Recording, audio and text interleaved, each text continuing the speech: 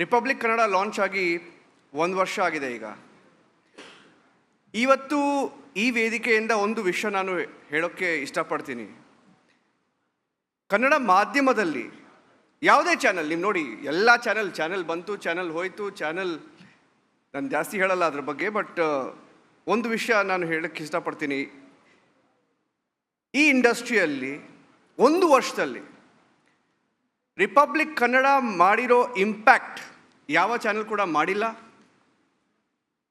1 ವರ್ಷದಲ್ಲಿ ಕರ್ನಾಟಕದ ಮೂಲೆ ಮೂಲೆಗಳಲ್ಲಿ ನಾವು ಹೋಗಿ ಇಂಪ್ಯಾಕ್ಟ್ ಮಾಡಿದ್ದೀವಿ. ಜನರು ನಮ್ಮನ್ನು ಸ್ವೀಕರಿಸಿದ್ದಾರೆ, ಪ್ರೋಗ್ರಾಮ್ಗಳನ್ನು ಮೆಚ್ಚಿದ್ದಾರೆ. ರಿಪಬ್ಲಿಕ್ ಕನ್ನಡ ಇವತ್ತು ಜನರ ಮನಸ್ಸನ್ನು ಮುಟ್ಟಿದೆ. ಇದು ನಮ್ಮ ಅತಿ ದೊಡ್ಡ ಯಶಸ್ಸು, ನಮ್ಮ ಬಿಗ್ಗೆಸ್ಟ್ ಸಕ್ಸಸ್. 1 ವರ್ಷದಲ್ಲಿ ಎಲ್ಲ ಕನ್ನಡಿಗರಿಗೂ ಫಸ್ಟ್ ಆಫ್ ಆಲ್ ಕೋಟಿ ವಂದನೆ ನಮ್ಮ ಕಡೆಯಿಂದ. ರಿಪಬ್ಲಿಕ್ ಕನ್ನಡ ನೀವು ಕೇಳ್ಬೋದು ಯಾಕೆ ಇಷ್ಟು ಪಾಪ್ಯುಲರ್ ಅಂತ. ನೀವು ಒಂಥರ ವೈರಲ್ ಸೆನ್ಸೇಷನ್ ನಮ್ಮ ಚಾನಲ್ಲು. ಅಚೀವ್ ಮಾಡೋಕ್ಕೆ ಆಫ್ಕೋರ್ಸ್ ಎಷ್ಟೋ ಇದೆ, ಆದರೆ ನಾವು ಒಂದು ಮಾತು ಹೇಳೋಕ್ಕೆ ಇಷ್ಟಪಡ್ತೀವಿ. ಇದು ನಮ್ಮ ಸೂಪರ್ ಟೀಮ್. ಅಂದರೆ 300 ಜನ ಇದ್ದಾರೆ, ನಮ್ಮ 300 ಎಂಪ್ಲಾಯೀಸ್, 300 ಜರ್ನಲಿಸ್ಟ್ಗೆ ನಾನು ಇವತ್ತು ಫುಲ್ ಕ್ರೆಡಿಟ್ ಕೊಡ್ತೀನಿ 1 ವರ್ಷದಲ್ಲಿ ಏನೇನಾಗಿದೆ ಅಂತ.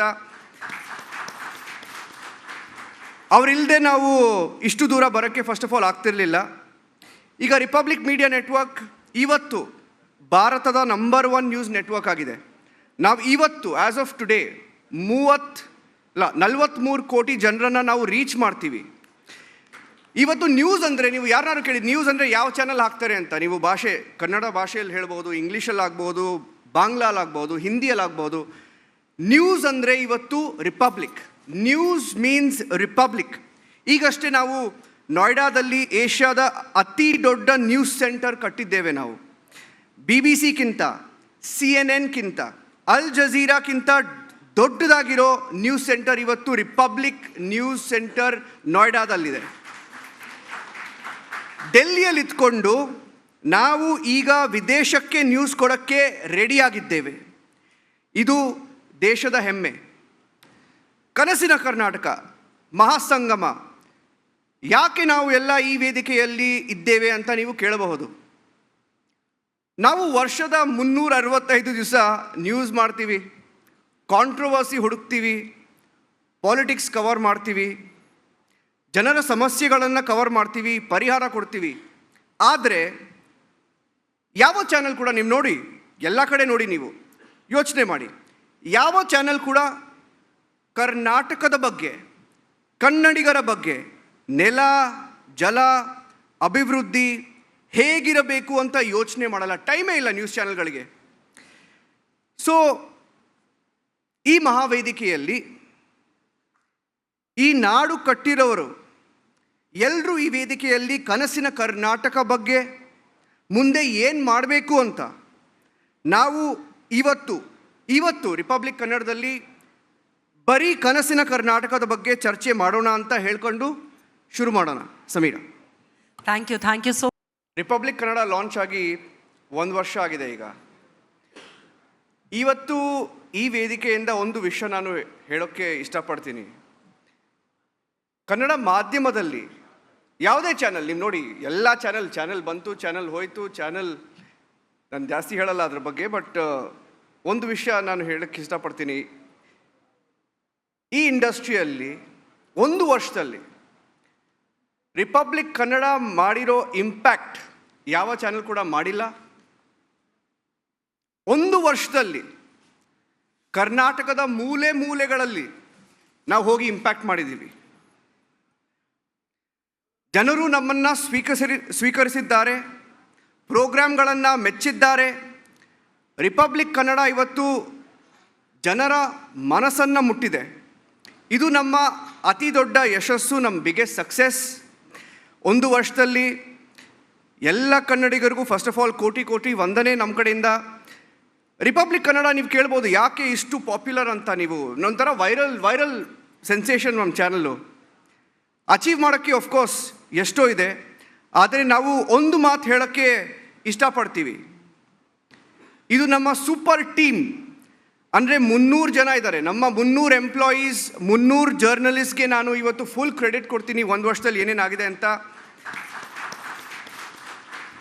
ಅವರಿಲ್ಲದೆ ನಾವು ಇಷ್ಟು ದೂರ ಬರೋಕ್ಕೆ ಫಸ್ಟ್ ಆಫ್ ಆಲ್ ಆಗ್ತಿರಲಿಲ್ಲ.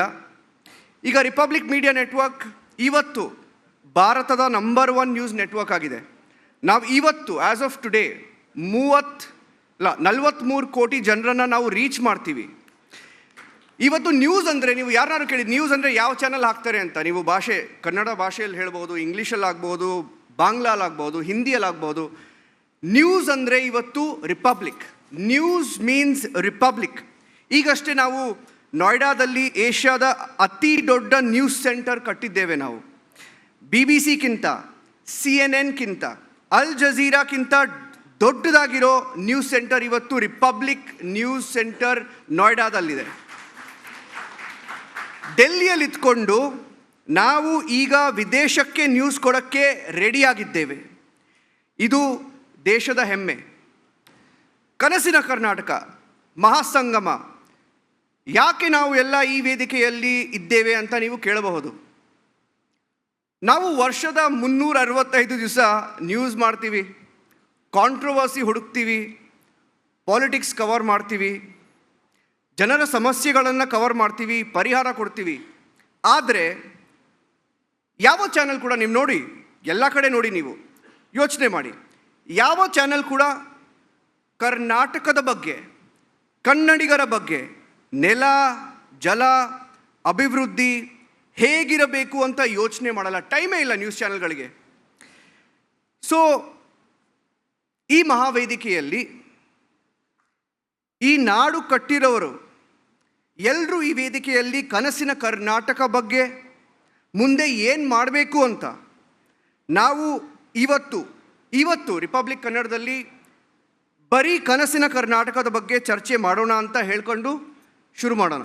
Sameera. Thank you so much, sir. Republic Kannada launch ಆಗಿ 1 ವರ್ಷ ಆಗಿದೆ ಈಗ.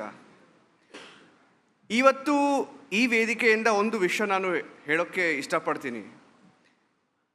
ಕನ್ನಡ ಮಾಧ್ಯಮದಲ್ಲಿ ಯಾವುದೇ ಚಾನಲ್ ನೀವು ನೋಡಿ, ಎಲ್ಲ ಚಾನಲ್ ಬಂತು, ಚಾನಲ್ ಹೋಯಿತು, ನಾನು ಜಾಸ್ತಿ ಹೇಳಲ್ಲ ಅದ್ರ ಬಗ್ಗೆ. ಬಟ್ ಒಂದು ವಿಷಯ ನಾನು ಹೇಳೋಕ್ಕೆ ಇಷ್ಟಪಡ್ತೀನಿ. ಈ ಇಂಡಸ್ಟ್ರಿಯಲ್ಲಿ 1 ವರ್ಷದಲ್ಲಿ ರಿಪಬ್ಲಿಕ್ ಕನ್ನಡ ಮಾಡಿರೋ ಇಂಪ್ಯಾಕ್ಟ್ ಯಾವ ಚಾನಲ್ ಕೂಡ ಮಾಡಿಲ್ಲ. 1 ವರ್ಷದಲ್ಲಿ ಕರ್ನಾಟಕದ ಮೂಲೆ ಮೂಲೆಗಳಲ್ಲಿ ನಾವು ಹೋಗಿ ಇಂಪ್ಯಾಕ್ಟ್ ಮಾಡಿದ್ದೀವಿ. ಜನರು ನಮ್ಮನ್ನು ಸ್ವೀಕರಿಸಿದ್ದಾರೆ, ಪ್ರೋಗ್ರಾಮ್ಗಳನ್ನು ಮೆಚ್ಚಿದ್ದಾರೆ. ರಿಪಬ್ಲಿಕ್ ಕನ್ನಡ ಇವತ್ತು ಜನರ ಮನಸ್ಸನ್ನು ಮುಟ್ಟಿದೆ. ಇದು ನಮ್ಮ ಅತಿ ದೊಡ್ಡ ಯಶಸ್ಸು, ನಮ್ಮ ಬಿಗ್ಗೆಸ್ಟ್ ಸಕ್ಸಸ್. 1 ವರ್ಷದಲ್ಲಿ ಎಲ್ಲ ಕನ್ನಡಿಗರಿಗೂ ಫಸ್ಟ್ ಆಫ್ ಆಲ್ ಕೋಟಿ ವಂದನೆ ನಮ್ಮ ಕಡೆಯಿಂದ. ರಿಪಬ್ಲಿಕ್ ಕನ್ನಡ ನೀವು ಕೇಳ್ಬೋದು ಯಾಕೆ ಇಷ್ಟು ಪಾಪ್ಯುಲರ್ ಅಂತ. ನೀವು ಒಂಥರ ವೈರಲ್ ಸೆನ್ಸೇಷನ್ ನಮ್ಮ ಚಾನಲ್ಲು. ಅಚೀವ್ ಮಾಡೋಕ್ಕೆ ಆಫ್ಕೋರ್ಸ್ ಎಷ್ಟೋ ಇದೆ, ಆದರೆ ನಾವು ಒಂದು ಮಾತು ಹೇಳೋಕ್ಕೆ ಇಷ್ಟಪಡ್ತೀವಿ. ಇದು ನಮ್ಮ ಸೂಪರ್ ಟೀಮ್. ಅಂದರೆ 300 ಜನ ಇದ್ದಾರೆ. ನಮ್ಮ 300 ಎಂಪ್ಲಾಯೀಸ್, 300 ಜರ್ನಲಿಸ್ಟ್ಗೆ ನಾನು ಇವತ್ತು ಫುಲ್ ಕ್ರೆಡಿಟ್ ಕೊಡ್ತೀನಿ ಒಂದು ವರ್ಷದಲ್ಲಿ